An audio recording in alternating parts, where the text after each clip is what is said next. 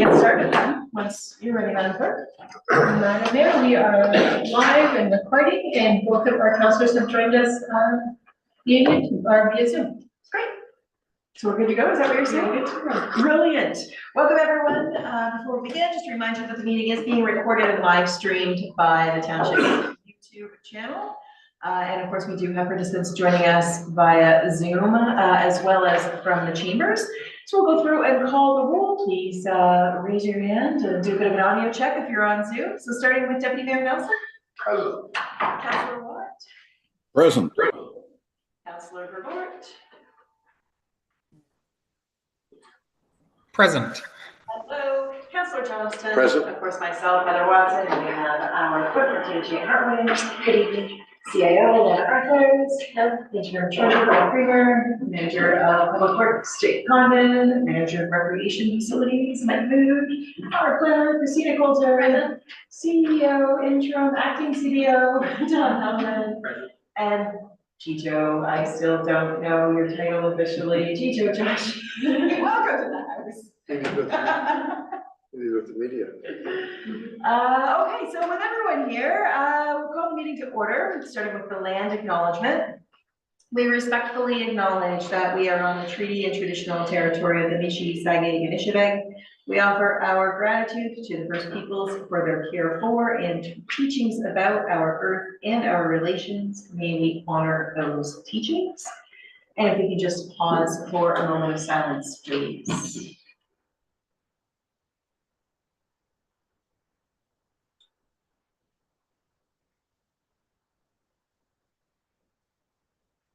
Okay, of course, the agenda and its enclosures were circulated to council in advance. I don't believe there's any pecuniary interest, but this would be the time to declare so if there is anything. Folks, seeing nothing, could I please get an adoption of the agenda? Deputy Mayor Nelson, seconded by Councillor Vervoort, all in favor? And that motion carries. Thank you. And then our fire chief, Chuck Henderson, has joined us as well. He's great. Thank you. Welcome, Chief Pedersen. Moving on to adoption of the minutes and business arising from the minutes. So we've got before us 4 sets of minutes. For all of them. Thank you, Councillor Johnston. Deputy Mayor Nelson. Councillor Watt, were you going to ask a question? No, I was just going to move or second, but that's good. Thank you. Great, thank you. All in favor? And that motion carries. Thank you very much. Only one item on the consent agenda, the Peterborough County Council minutes. Motion received. Thank you. Anyone to second that? Deputy Mayor Nelson, all in favor? And that motion carries. Great.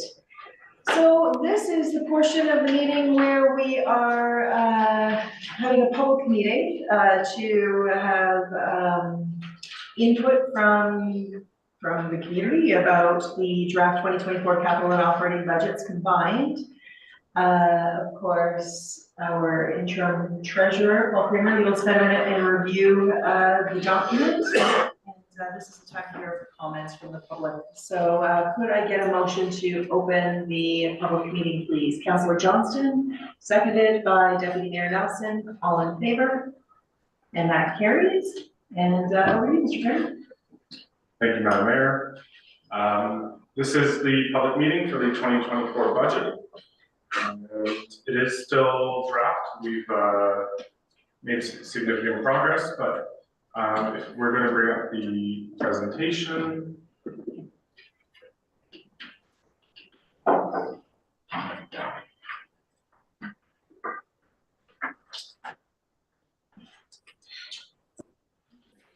I think we can go to the next slide. So today we're going to discuss, we go back up. Thank you. Just a pretty high level of the current and kind of projected economic conditions, as I think that sets the stage for where we're at and where we're going to go financially.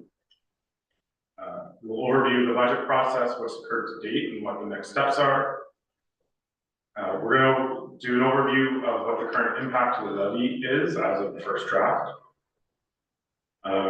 I'll provide the highlights of what is changing in the operating budget. There's a slide and some discussion on the status of joint public works and fire hall building. Then I'm going to go through at a pretty high level, just mentioning all the planned 2024 capital projects for each department. After I've done that, we can open the floor to any comments or questions from the public. I think I'll also note that, given the weather conditions and everything outside, that if there are people who are unable to make it in person today and did want to speak, but watch this at a later date on YouTube, you're able to forward any comments to myself, the clerk, or whoever else, and I'm sure they'll find their way to. Move on to the next slide. So if we look back into 2023, this was our kind of, it's hard to remember, but this was our first full year without any COVID shutdowns. So, however, we did continue to see the impacts of COVID and the impacts that COVID had on supply chains and inflation. I can update the numbers in here slightly because CPI was released today for October to October, and it has come down. So it looks like the higher interest rates are working.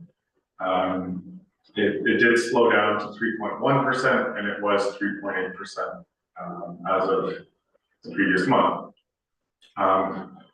But my next point is regarding interest rates, and we have seen a sharp increase. We're now at 4.75%, and that's since the beginning of 2022, where we were. Sorry, we're up 4.75% from the beginning of 2022, when we were at an all-time low of 0.25%, and we're now at 5%. So when we look forward to 2024, I think it's a year where we're going to see some major plans and studies completed, which will set the course for the township for the next 10 to 15 years. And I say that because we're going to be completing the strategic plan, fire master plan, development charge study, and asset management plan. And I think all of these plans are going to inform future decisions. The joint public works and fire hall building is scheduled to move ahead as approved in the 2023 budget. And in order to fund the annual debenture payments, an additional 3.6% is being added to the budget. Which actually that number did change from the first draft, and we'll see that in a later slide. So I think if we can just summarize the budget, this is a fairly status quo budget where we're keeping service levels the same. The increases do reflect some of the higher costs due to inflation, but this is the budget as presented does not represent any significant changes in service levels, and it's the status quo. Next slide. So where are we at in the budget process? Staff did first draft presentations to council on October 31st and November 1st. Those were much more detailed presentations than what is going to be given today. If anyone wants to go back and watch those, they are on our YouTube channel. Last week, staff and council held a budget working session, and now we are at the public meeting. So what's to come after this will be December 5th. Any and all comments received from the public tonight or in subsequent days will be summarized and provided to council for the meeting on December 5th. And then any changes that have occurred between the first draft and now will be summarized and provided to council for that meeting, with the intent for budget passage on December 19th. So there's still some updates. Numbers are constantly changing, but those numbers will be updated and presented for that December 5th meeting.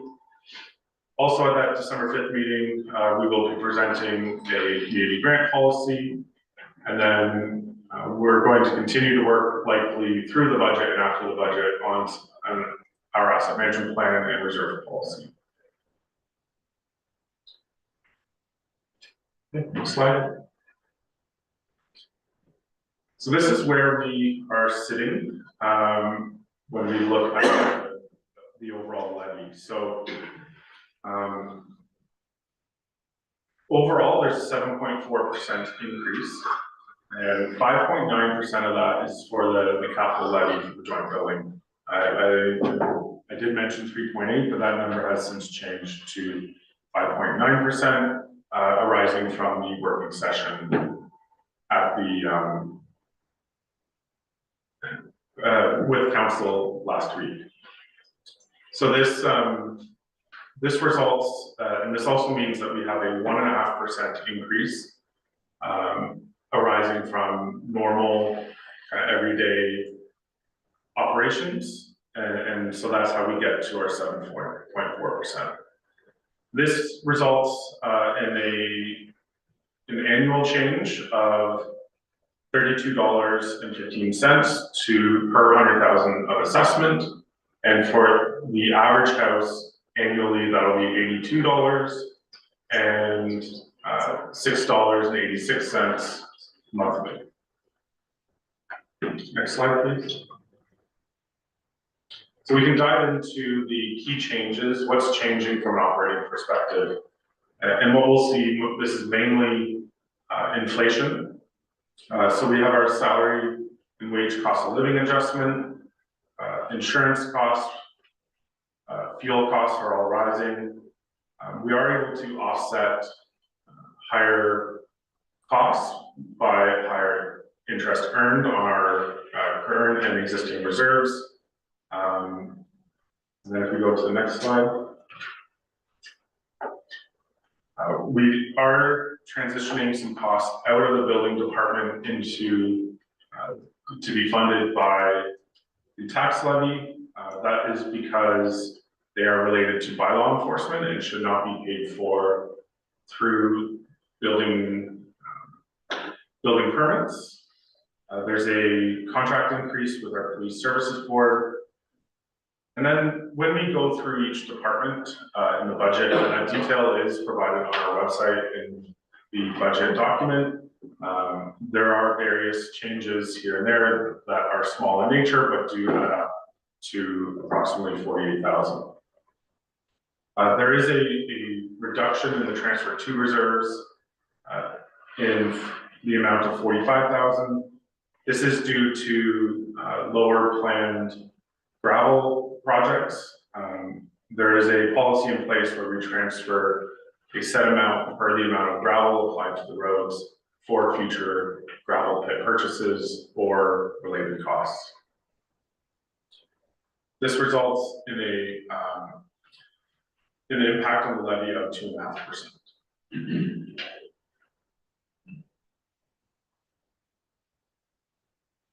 The Joint Public Works and Fire Hall building was actually approved in the 2022 budget in principle, and then costs significantly changed at that point due to high inflation and then also interest rates.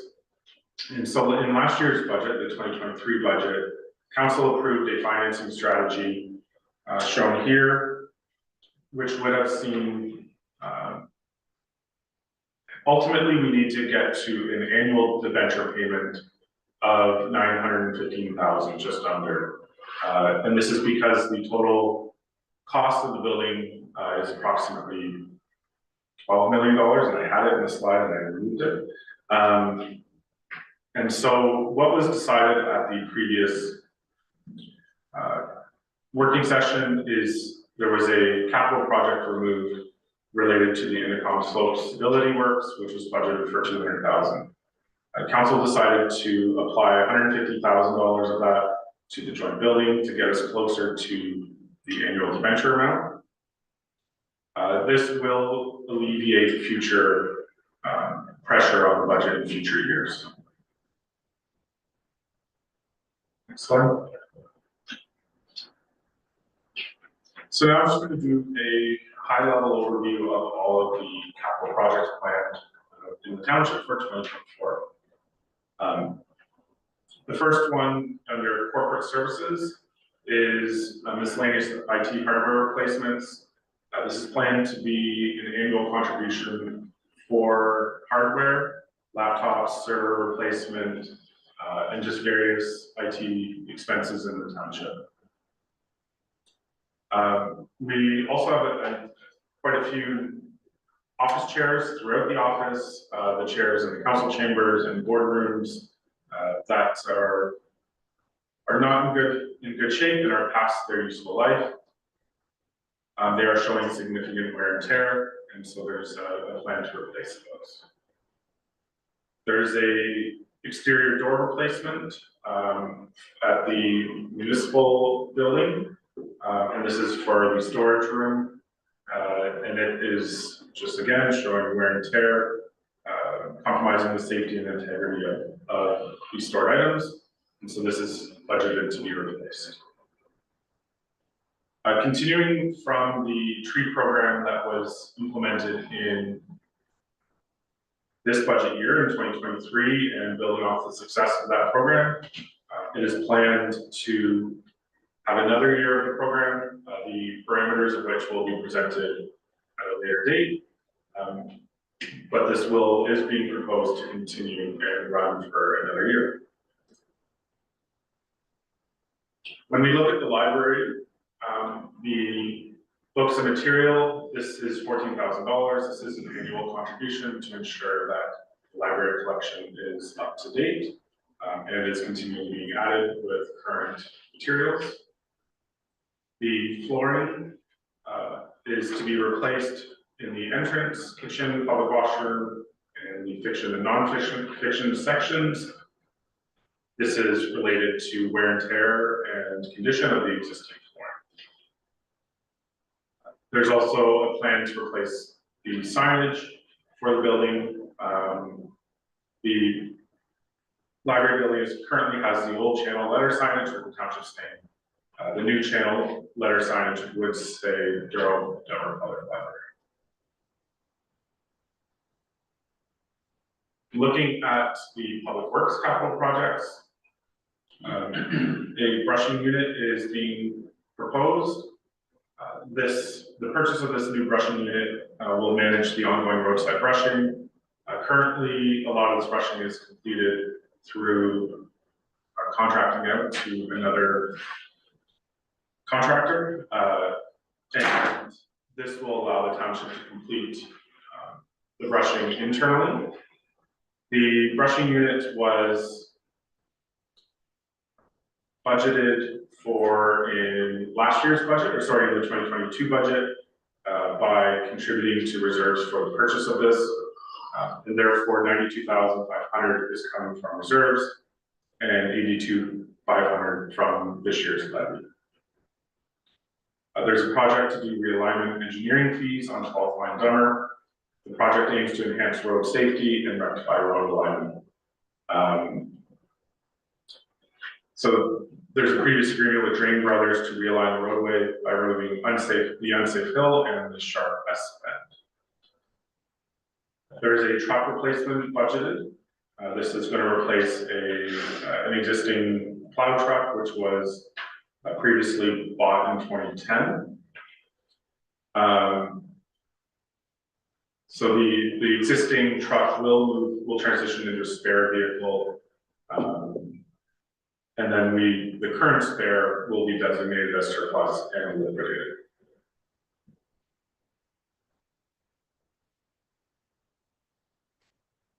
This list outlines all of the roads projects. When we look at the total of all the gravel roads which are forecast to receive work, we're spending approximately $430,000. There's various roads here listed, and then just under $1 million in surface treatment projects. Again, for further detail, there was much more detail in the previous presentations, and if there's any questions on any of these, feel free to send them. I'm just not sure it's prudent for anyone's time to go into them right now. So the total road program for 2024 is projected to be 1.4 million.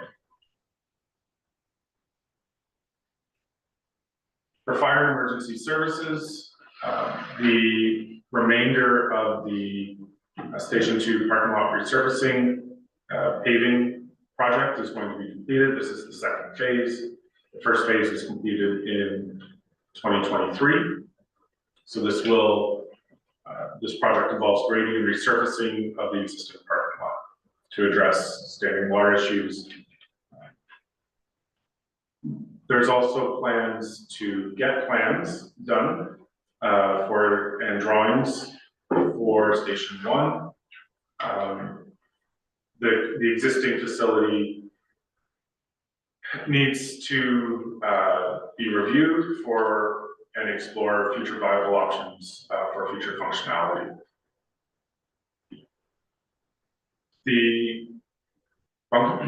There's 2 sets of bunker gear which are due to be replaced at $3,000 each.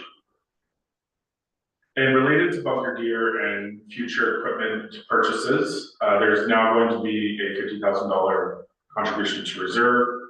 This will fund future fire equipment and/or facility or fire apparatus replacements. A thermal imaging camera. There's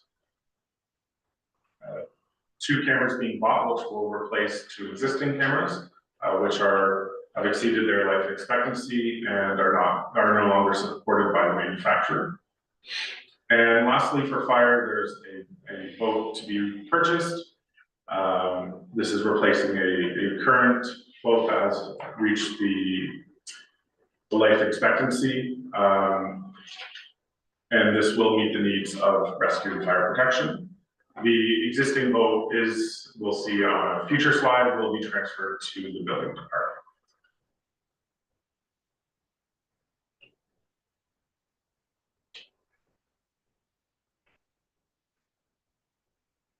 Moving on to parks and recreation. In parks, there's a water storage tank and UV water treatment. This is for the new South Park building. This will provide water treatment, which is required by Health Canada. This is also to address water shortage within the well, where we ran out of water during the Douro-Dummer event. Ball diamond player benches, all existing old wooden benches will be replaced with aluminum benches. And this is just due to existing benches being in poor condition. The Legion ball diamond is being forecasted to be, or being planned to be regraded. The outfield will be leveled, and this will address some of the safety concerns. And also the infield will require a top-up of material.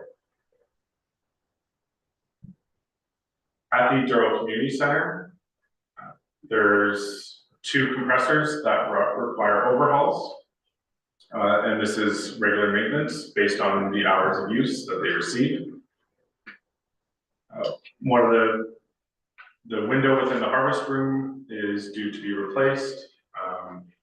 The window seals and gaskets are worn out, and this is allowing some water to come into the drywall. A new project, and this will, gets back to some of the earlier presentation where I talked about plans being completed this year that will set the course for future years. An energy audit is being forecasted to be completed at Douro Community Center and Warsaw Community Center. We are expected to receive a grant for 75%, or is that 80%? Sorry, I was doing the math in my head. Will be paid for, or this project will be 80% paid for by a grant. This will inform the work that will or will not be required to be completed at the facility from an energy perspective. And then hockey nets are being forecast to be replaced at the Douro Community Community Center due to signs of wear and tear. Moving on to Warsaw Community Center, there's a roof repair that's being budgeted for to take care of the leaking roof in multiple areas. The compressor is due for replacement, and this is because the existing compressor is well past life expectancy. We did plan for this project in 2023 by putting half of the project cost into reserves. So only half of the cost is impacting the levy in 2024. Similar to Douro Community Center, the hockey nets are being replaced, and also the energy audit is also going to be completed for the Warsaw Community Center. Under planning and development, we are going to be beginning it's planned to begin the zoning bylaw update. This project has been being planned for the last few years. We aren't entirely sure of what the ultimate cost will be. When we look at some nearby municipalities, it's been upwards of $180,000. And so the township put $60,000 into reserves over the past 2 years, and we're putting another $40,000 into reserves this year. The expectation is that the project will begin mid to later on in 2024, and therefore at that point we'll know the remainder that needs to be raised through the 2025 budget.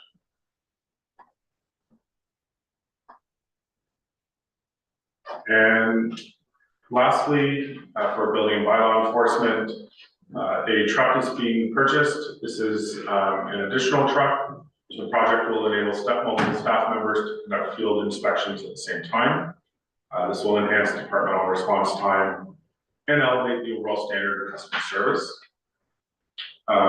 As part of that, we also continue to contribute to reserve for the replacement of the existing truck. This is so when we are due to replace each truck, there is money in the reserve to do so.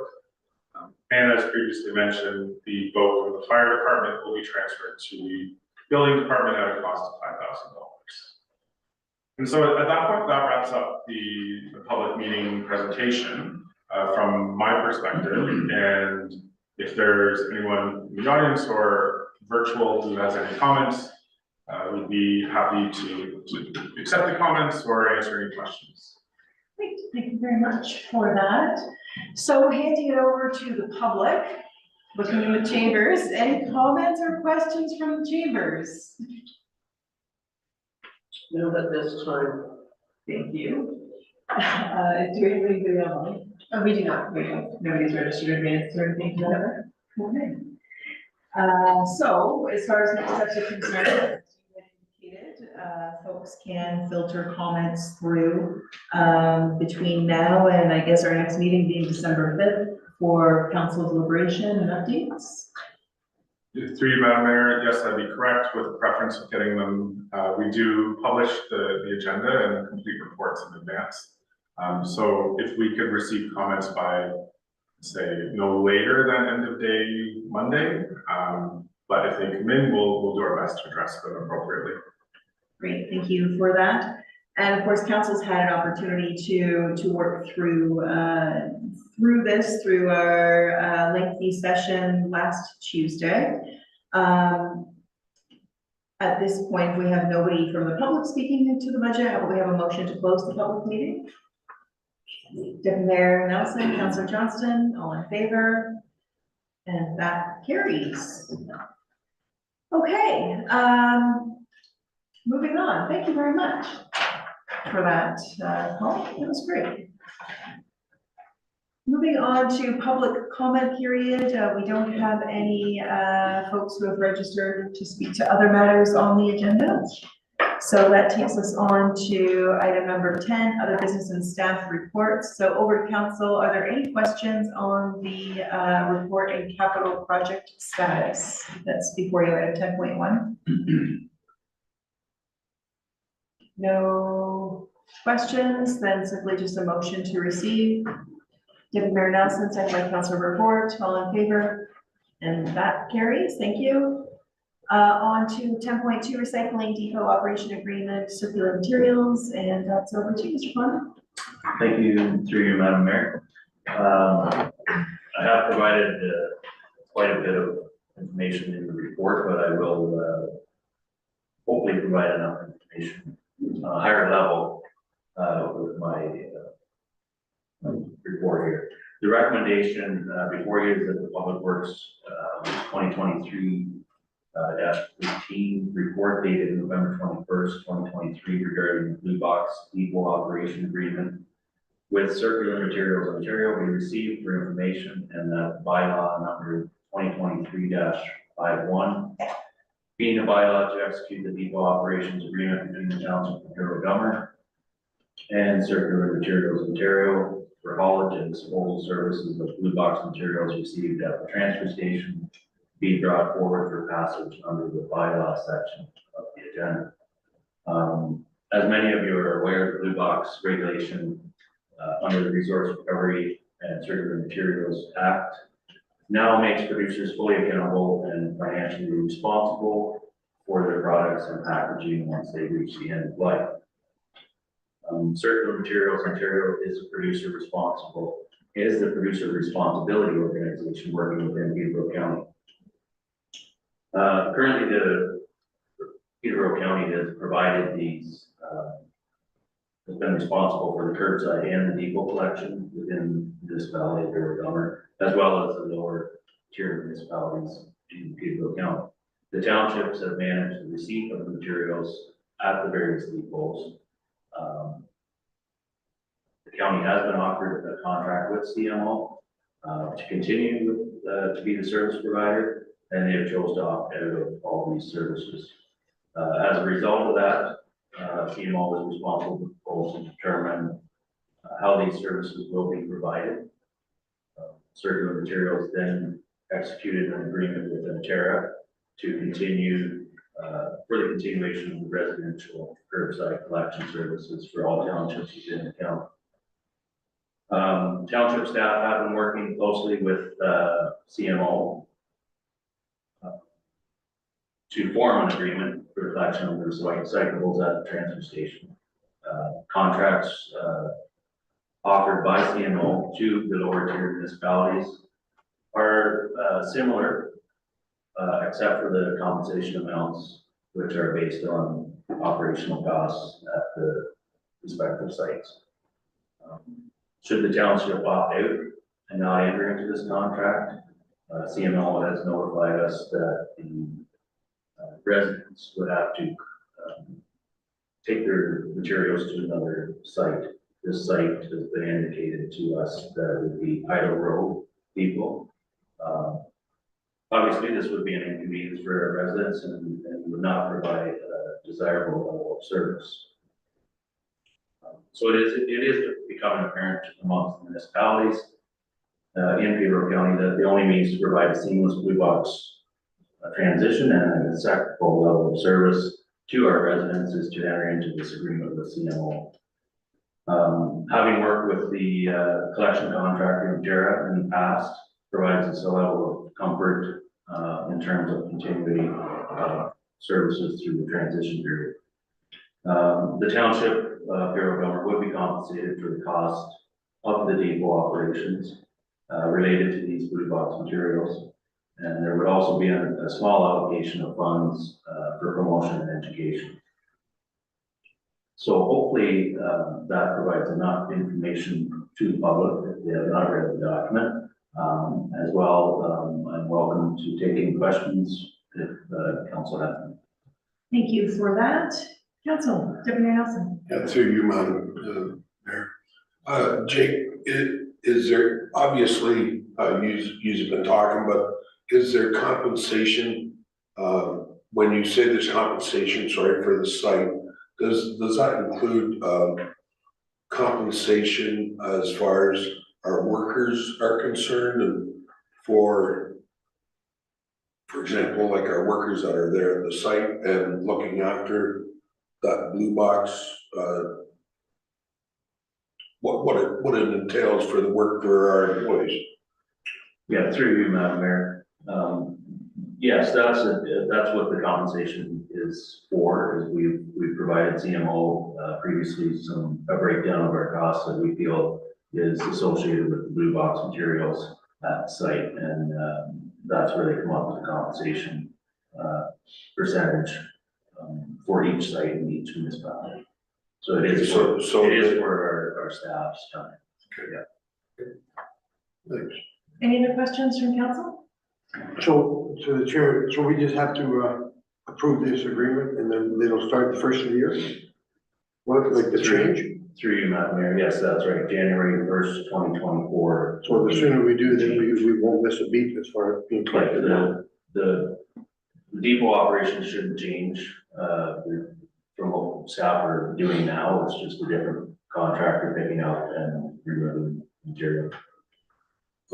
One more question, through the chair, through the mayor. Jake, what about for, our CMA or that ongoing like when we gotta update that every, is it 5 years or whenever that comes up for renewal? Are they willing to provide any compensation to that for using our property? Because sometimes that can be a costly endeavor for our municipality, and especially if they come and want back and want changes, or has that ever been talked about in the negotiations? Through you, Madam Mayor, no, we have not discussed that. However, this agreement would be a 2-year contract. So we staff can bring that up at that time when we do a renewal of the contract to ask those questions at that time. Okay, thanks. Any other questions from council? Hearing nothing, I've just got two actually. The education portion, what is the amount that they are going to be compensating? It includes both staffing and education combined, right? So what is the education allowance and who's doing that education? Is that for us to educate residents about what can go in the blue box kind of promotion? Through you, Madam Mayor, that's correct. They will provide the information and some documentation as to that we can put out, yes, that we can use to put out. They will provide us that information. It is up to us to educate the public and distribute that. Thank you for that. And then leading into my other question, I remember hearing at one point when we were going through various scenarios, and it may have been at county council that this came up potentially, or when county came and talked us through this, that rejection rate, materials that don't belong in the blue books, could potentially be charged back to the municipality. And I could be wrong in that, or maybe it was early day scenarios. Is that an issue? Are we looking at that being a circumstance going forward? Through you, Madam Mayor, yes, you are correct. There is ineligible materials that could be found in our stream, right? So there is a deduction rate of, I believe it was 2.39%. That's based on our assessment data, which would then, and we wouldn't know what that is. It's done monthly. So if they say that we have an X amount of material that's not allowed in the stream, then we can, and we do have the ability to make adjustments to this percentage if concerns arise from the ineligible materials that are in the product that's removed. Some of the questions that did come up from different municipalities was how they would determine which and where that come from. So as I stated, we thought that was one of our things that all municipalities put to them. We didn't get anywhere with CMO. There was just no push, or pushback went nowhere. So They do have that in the contract, and it is an item that's unknown, because we don't know how much material will be found, right? Deputy Mayor. I guess one more question through the chair. Jake, is there any was there any talk with them to get the amount of, like, how much tonnage, and so I guess we as a municipality we've always gotten that tonnages from the county and through the county, and was there anything that we could follow, that they would actually keep track of the tonnages of the waste that's actually going out, so that we kind of know where we are as far as how we're doing as far as getting rid of stuff through the blue box? Through you, Madam Mayor. Yes, the contract does, the contractor will be keeping track of that. They will be providing that information to CMO, which then we can get from them for individual municipalities to continue with as much like the county provides us now with how much recyclables and garbages for the on an annual basis. So we do not keep track of that, but the contractor is to keep track of the weight. Okay, thank you. Councilor Johnston. Through the chair, like this is a collection at our house with the blue box, and also at the transfer station. Through you, Madam Mayor. No, this contract for the municipality is strictly for the transfer station. Strictly transfer station. Because then because they say with the house, they just don't pick up the stuff. It's strictly at the transfer station, then I guess everybody's on their own honor. So we need a big board put up there, county people out there. Put certain items in. The bins are well signed but it comes down to, say you buy a pack of batteries and there's plastic on and cardboard on, and if you don't separate the two, that's contaminated because it's not separated. So it can be easily done, but the bins are well signed, and I think if we get the information out to the public, it can hopefully be well done. Seeing nothing else from council, what would like to do with this? Sorry. Oh, sorry, Councilor Watt? Yeah. Councilor Watt, did you have your hand up? No? No, it was me. I would just like to make a motion to receive the report. Receive the report, or are we approving the recommendation that's here? And approving the recommendation at the same time. Pardon me. Thank you, Councilor. Councilor Johnson seconded that. Any discussion on the motion? Before I call the vote, then I just like to add, it feels a little like we're a bit backed into a corner on this at this point in time. Obviously, we need to have those services in place, and we're going to go forward with it. But I raised questions over the non-eligible source materials and who's going to be evaluating that, so that number doesn't keep changing. And at this point, there's nothing we can do other than continue to monitor that and see how that changes. But I'm nervous about that overall, because that's something that's completely out of our control, outside of the education piece. So on that, I'll call for the vote. All in favor? And that motion carries. Thank you very much, everyone.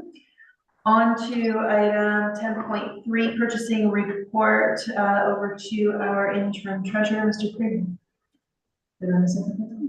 Yes. Yes, Yeah, item 10.3 municipal sign bylaw. I had 10.4. Oh, yes, we got it. Okay, so on to the municipal sign bylaw, 10.3. Sorry about that. Mr. Mullery. Perfect, thank you. So confident. I'm sorry. Reading the room. Something is not going as it should. The floor is yours. I'm assuming that everyone has read my report, and I think this is a sign bylaw that's been in front of council, or been a request of council for some time.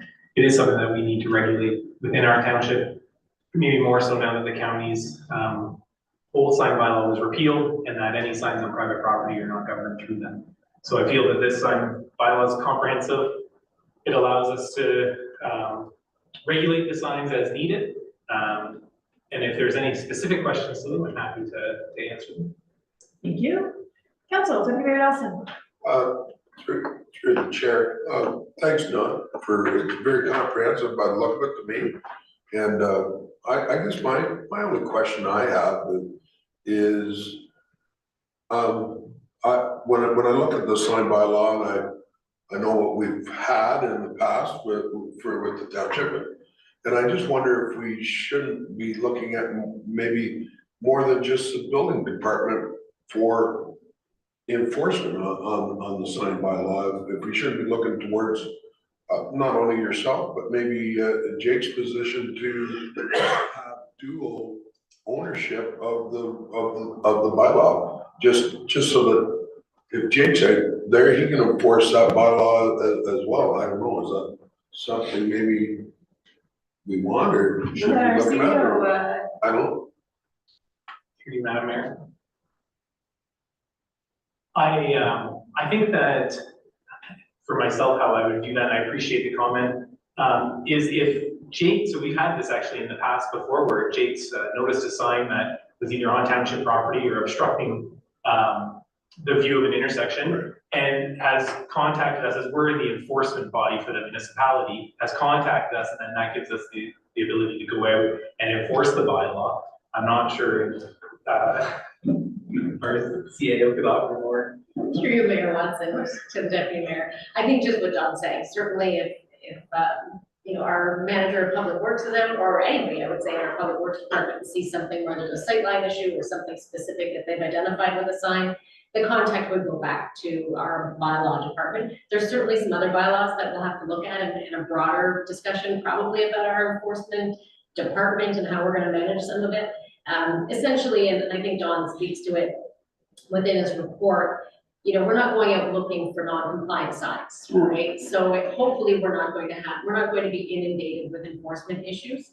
But I think just the communication is probably sufficient. I'm not sure that our manager of public works wants to be attached as a bylaw officer by bylaw to the municipality. That will give him obviously the authorities to do everything else as well. So we're going to continue to monitor our bylaw department because we are coming forward with additional bylaws. We will have, you know, the nuisance and noise bylaws that we had drafted. Those will be coming back for approval. So all of these bylaw issues are going to come forward, and we'll have to look at how our enforcement works. But I think at this point, just with the communication is probably sufficient, specifically with this kind of bylaw. Okay, it was just a concern I had that maybe public works, like I say, if they're coming along, sorry, I just thought if Jake's out there and you see something that's obstructing, somebody's put an illegal sign up and is obstructing the view of an intersection or something, I really think Jake should have the authority to go over there down. If that's my true opinion. If it means the safety of our motoring public that somebody has done, I think he should have the authority to do that. And that's my concern. So or what I'm bringing up. No, and it's a fair concern. Yep, so through you, Madam Mayor, to the Deputy Mayor, we can certainly look at something specific to that, just the removal of the sign. Yeah, we can definitely take that back and just see if there's a provision in there, just for specific removal, not, I suppose that would be enforcement, but not generally as a bylaw enforcement officer, have the authority to remove. Right, or designated Jake, like, or somebody calls Jake on the road and says, this sign is blocking, somebody's put the sign up on the weekend, oh my God. And that happens sometimes. I've seen it, witnessed it, and I've been out there and ripped the sign down, and then they call me later, and I say, yeah, come and pick them up. But it just stops that when you're right there, the liability from going any further, I guess, and that's my concern. Thank you. Thank you. Any other questions, Mr. Hillman? Sorry, Councilor Board. Look at my hands on this one. The hand was up, yes. Sorry, just through you, Mayor Watson, one quick question of Dawn and then one comment. The question, I guess, this is a pretty lengthy document, and I just wanted to see if the starting point was the county's previous bylaw that was in place. Through you, Madam Mayor. The starting point was research of the majority of the municipalities within the county and the current bylaws that are in place. And so we didn't look necessarily at any of the repealed bylaws, but the stuff that's currently in place. The county doesn't regulate signs on private property. So though some of the stuff is covered in ours, it's not specific, but ours is probably more in line with our neighboring municipalities. So whether it be Cavan Monaghan or Selwyn, North Kawartha, and that's how we're looking at them. The county has really taken a focus more in kind of the Bush County signs where they would on private property, and that's typically north of Highway 36. And it doesn't, none of those signs were pertaining to our township. So that's why we didn't really focus on the county as much as the neighboring municipalities. Thank you. And just to comment through you, Mayor Watson, just to address Deputy Mayor Nelson's comment. I think that staff, Jake, Don, and other people working with the township have a pretty good working relationship. That there's a lot of communication going on between staff already. So if someone sees something, they know who to call to look after the situation quickly and effectively there. I guess with both of those, that question and comment, I would like to make a motion to approve the bylaw as presented. Okay, I'll just hold that for a second, just to make sure there weren't any other questions. Deputy Mayor Nelson, you had your minute. No, I was just gonna say. You're gonna second that? Were there any other questions on the report, rather? Nope. Okay, Deputy Mayor Nelson, you're gonna second that? Yep. All right, thank you. Any questions or comments on the motion? I'll just raise a couple of comments in looking at the bylaw, draft bylaw, and all the parts therein. This is pretty comprehensive insofar as it looks at signs that are on, like the wireframe signs that are on private property, on people's lawns, asking people to drive slowly, you know, and other similar type signs that are, you know, election style signs as we would know them, but not necessarily during election times. So, and I feel like the bylaw itself may need some plain language applied to it, so people are aware that what applies and what doesn't. And I feel that although we're not going to be out actively enforcing it by the sounds of things, it's going to be complaint driven potentially, or arguably. I feel like it's something that could be easily, dare I say, weaponized, you know, from neighbor to neighbor or in neighborhoods. And it's a little concerning about that potentially. In principle, I don't disagree with what's been presented, but I think it needs to be more simply communicated than the bylaw in typical municipal language, and it should be in plain language so people can understand it. So if there's some sort of addendum to go with that that's posted on the website, it could be helpful for people, if that's something that would be what staff would be willing to do. On that, any other comments on the motion? Seeing nothing, all in favor? And that motion carries. Thank you very much. Now on to item 10.34, the purchasing report from our interim treasurer, Mr. Kramer, over to you. Through Madam Mayor, this report in front of you is essentially summarizing 4 projects or 4 procurement processes that we went through for 4 separate projects. We followed the purchasing policy and used a little discretion just in terms of the amounts that were slightly over budget in terms of $1,200 to award the projects. So this is an information report at this point in time. think the other thing I can say in regards to this report is that this is kind of the format that we're thinking going forward for these types of projects that do not require council approval, but are more for information purpose.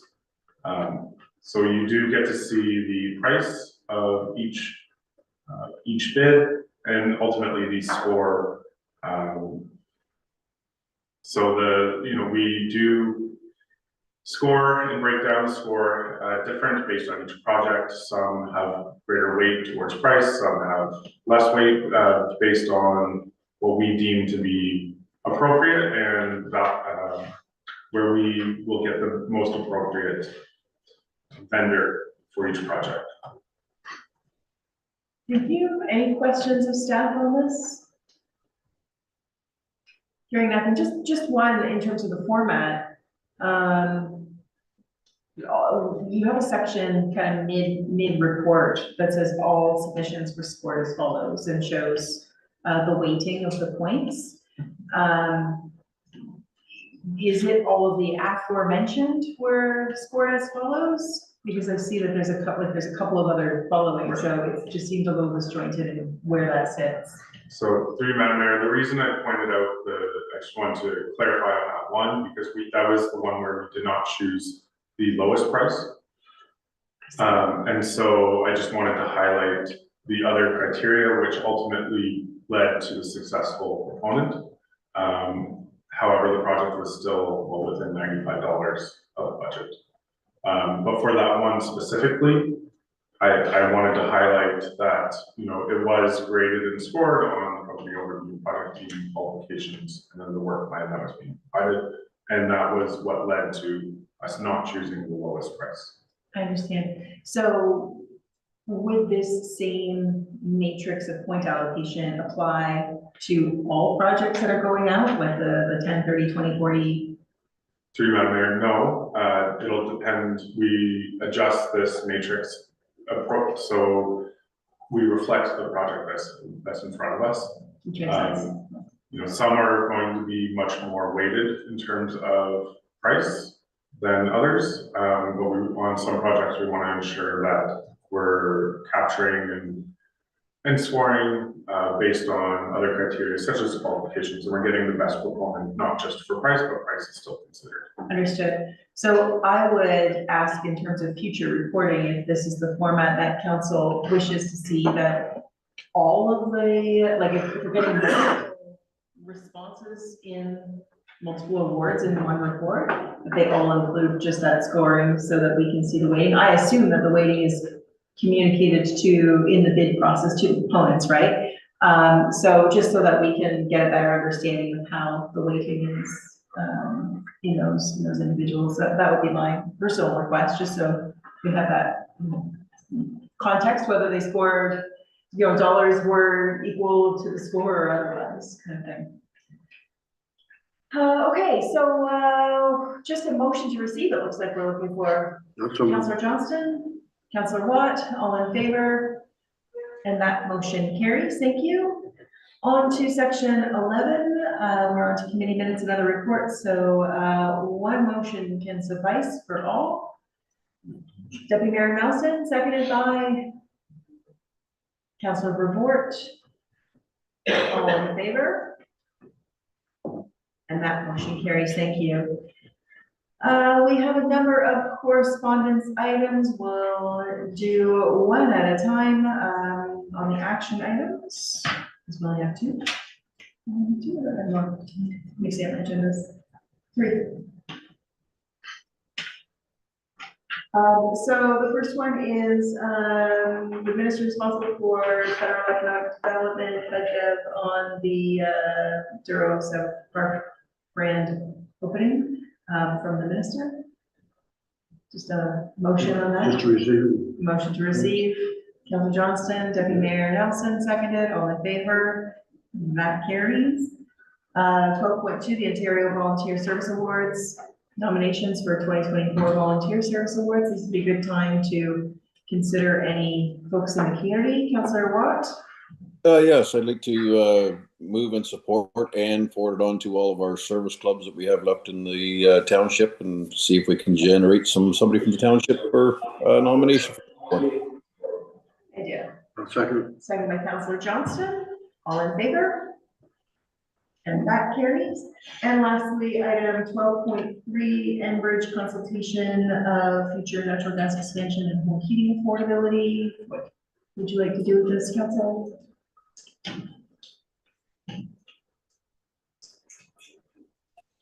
Councillor Watt? Just a motion to receive, please. Thank you. Second, Councillor Verwoerd. Any discussion? All in favor? And that motion carries. On to bylaws. Okay. So we have the sign bylaw. Deputy Mayor Nelson, I'll second it. Councillor I Johnston. thought we already did it though, but I know we didn't do it under bylaw, but I thought we approved it, we made the motion anyways. It's a separate. It's the actual bylaw where we were just approving the report previously. So you're Before. seconding it? Yep. All right, all in favor? That motion carries. And the bylaw to authorize an agreement with Circular Materials Ontario for the collection of blue box materials, Councillor Verwoerd. Seconded by Deputy Mayor Nelson, all in favor? That carries. We have no reports for previous motions, no notice of motion. Any announcements? Any announcements, Councillor Johnston? Well, first announcement I want to make was I want to thank everybody for everybody that participated in the Remembrance Day. There was a lot of, and probably most of all were here. It was very well done, and I must say for the committee that I won't say we worked too hard on it, but the committee that worked setting it up. But I really want to thank people that, including Tom, that worked and made this thing happen, because it's something that we got to be very proud of, and we want to continue on every year. And as I say, where we can get the school kids, it's a plus. It's necessary. And then we have the Santa Claus parade coming up this Saturday.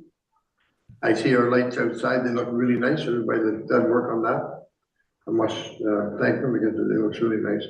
I think everything is pretty well set up to have a nice parade. And I've talked to the weatherman, and he says it's going to be nice and cold and not raining. That's a plus. So we invite everybody out again, and to put anybody that can help participate, whether it be downstairs or outside or anything. And including you, Tom, you gonna be all right for Santa Claus parade? Are you still gonna be sick? Oh, I hope not. No, because I think it'd take two guys to fill your boots, so I hope not. Anyway, so I just want to make sure everybody is aware of it and can come out and enjoy yourself or help participate, one or the other. And the parade starts at 5 o'clock? 5 o'clock. With the tree lighting ceremony to follow. Yeah, we're going to try to, some of the comments was made that some years we kind of prolonged a little too long, and people were getting a little snack and standing around and then leaving. So we're going to do the tree lighting a little quicker this year after the parade, and do it fairly quick. Good. Yeah. Excellent. All right, thank you. Any other announcements from council? Seeing nothing at all, we will now move into closed session. So it'll take us a minute to rejig the room. But we are going into close for the reasons that are stated on the agenda. Just a motion to go into close. Deputy Mayor Nelson, second by Councilor Verwoerd, all in favor, and that motion carries. And just stand by while we get things situated here.